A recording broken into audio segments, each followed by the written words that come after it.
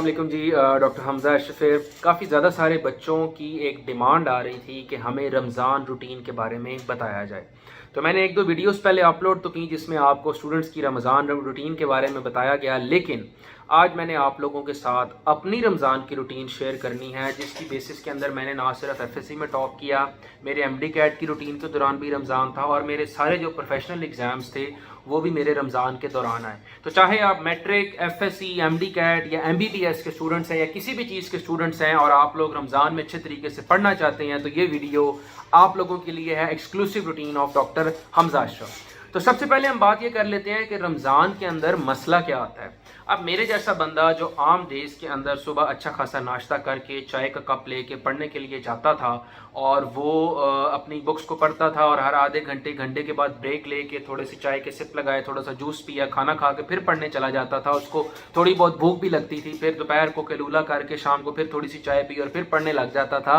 अब रमज़ान के अंदर मसला ये है कि या आप सहरी के टाइम खा सकते हैं, या आप रात के टाइम खा सकते हैं, या आप अफ्तारी के टाइम खा सकते हैं। दिन तो आपने सारे का सारा वैसे गुजारना है। अब रूटीन मेरी इस तरह से होती थी कि अगर तो मेरी हैं छुट्टियां, उसके अंदर मेरी प्रेफरेंस ये होती थी कि मैं दिन के टाइम सोऊं या दिन के टाइम अपनी पढ़ाई के ऊपर ज़्यादा फोकस ना करूं, शाम के टाइम अफ्तारी करूं, चाय पीऊं और तरावी पी के उसके बाद रात को मैं पढ़ाई करूं। उसकी क्या वजह है? अब एक मेरे जैसा बंदा है, अभी भी आपने देखा होगा कि मैंने चाय का ग्लास अपने साथ रखा हुआ है, जो कि चाय का शौकीन है, जो कि खाने पीने का शौकीन है, जो कि पढ़ाई को वो चाहता है कि जो मैं पढ़ूं वो मेरे दिमाग के अंदर भी आए। तो पढ़ना उसको उसी टाइम चाहिए जब वो साथ साथ हल्का फुल्का खा भी सकता है, वो अपना ग्लूकोज लेवल भी मेंटेन कर सकता है। मैंने एक दो दफ़ा ट्राई की कि यार मैं दिन में भी पढ़ता हूँ। मैंने सहरी की, मैं सहरी के बाद सो गया, मैं सो के उठा, ज़ाहिर मैं टीथ ब्रश भी नहीं कर सकता, रोज़ा टूट सकता है, ना मैं कुछ खा पी सकता हूँ। और मैंने जब किताब खोली तो आधे घंटे बाद मेरा सर दर्द शुरू हो गया, कोई चीज़ मेरे दिमाग में नहीं जा रही और सिर्फ मैं एक दिलासा दे रहा हूँ अपने आप को कि जी मैं पढ़ रहा हूँ, लेकिन उसका फ़ायदा मुझे कुछ भी नहीं हो रहा था। इसी तरह जो चीज़ मैं वैसे आम दिनों में 10-15 मिनट में अपने दिमाग में उसको हिफ्स कर लेता था, वो मैं घंटा घंटा खोल के बैठा रहता था, तो मेरे से नहीं पढ़ा जाता था। इसीलिए मैंने रूटीन अपनी ये बनाई एफएससी के अंदर भी और एमडी कैट के अंदर भी कि मैं दिन के टाइम नमाज़ें पढ़ के रेस्ट करता था, मैं अपनी नींद पूरी करता था और रात को जाग कर मैं चाय का गिलास पकड़ कर साथ अपने मैं सारी की सारी रात पढ़ता था। तो आप लोग भी अगर मेरी वाली सिचुएशन को ही फेस कर रहे हैं और आप लोग दिन को यही समझते हैं कि जी हमसे नहीं पढ़ा जा रहा, हम कैसे मैनेज कर रहे हैं, तो आप लोगों के लिए रिकमेंडेशन यही है। सेकेंडली, अगर आप लोग कोई वीडियो लेक्चर्स देखना पसंद करते हैं, आप लोग अगर दो तरीके होते हैं ना पढ़ने के, या तो आप किसी का वीडियो लेक्चर सुन लें या फिर आप लोग किताब से पढ़ें। अगर आप लोगों ने किताब से पढ़ना है तो उसमें जान ज़्यादा मारनी पड़ती है, चीज़ों को हाईलाइट करना पड़ता है, डेफिनेशंस ढूंढनी पड़ती हैं। अगर आप लोग किसी का वीडियो लेक्चर देख रहे हैं या कोई एनिमेशन देख रहे हैं तो वो ईजिली दिमाग में चला जाता है। अब अगर मैंने सहरी से अफ्तारी तक के टाइम को यूटिलाइज करना होता था तो या मैं सो जाता था या मैं कोई वीडियो लेक्चर देख लेता था, जिसको मैं सिर्फ अपने दिमाग के अंदर, वो दिमाग में ऑटोमेटिकली आता रहता है, वो टीचर खपता रहता है, आपके दिमाग के अंदर वीडियो लेक्चर डालता रहता है। तो या मैं वो वीडियो लेक्चर देख लेता था, फॉर एग्जांपल एमबीबीएस में डॉक्टर नजीब का, एफएससी एमडी कैट में अपने किसी टीचर का लेक्चर सुन लेता था,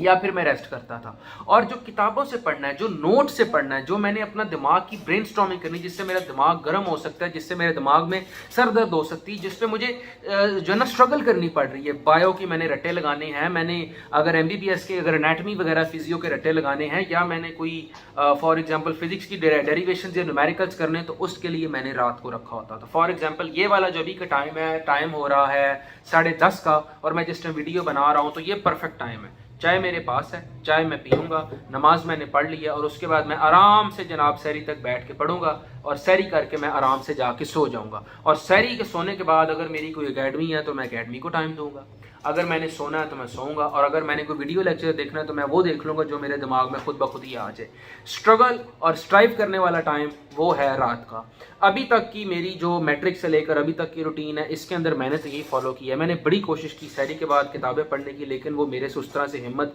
नहीं हो पाती थी, तो इसलिए मैं उसकी ज़्यादा कोशिश भी नहीं करता था। लेकिन अगर फिर भी मुझे सहरी के बाद करना पड़े तो उसका तरीक़ाकार ये होता है कि वज़ू कर कर के अपने आप को फ्रेश रखें, कोशिश करें थोड़ी सी ब्रेक्स लें, और अगर आपको सोने का दिल कर रहा है तो सो जाएं, और कोशिश करें कि उस टाइम पढ़ें जब आपके पास ग्लूकोज को पूरा करने के लिए कोई फ्रूट चाट भी हो, कोई चॉकलेट्स भी हो, और आप اتنا پڑھیں جتنا آپ کے دماغ میں ہضم ہو جائے. نقصان صرف یہ ہے کہ سحری سے لے کر جب آپ افطاری تک اٹھے رہتے ہیں کتاب آپ تب بھی کھول کے پڑھ تو سکتے ہیں, مسئلہ اس میں یہ ہوتا ہے کہ وہ چیز آپ کے دماغ میں نہیں جاتی. افطاری کے بعد آپ دوبارہ کتاب کھولو گے دوبارہ ایسے ہوگا, نہیں ہوگی. تو میں چاہتا ہوں کم سے کم ٹائم میں آپ لوگ زیادہ سے زیادہ چیزوں کو اپنے دماغ میں ابزارو کر سکیں. اس کا طریقہ کار یہی ہے,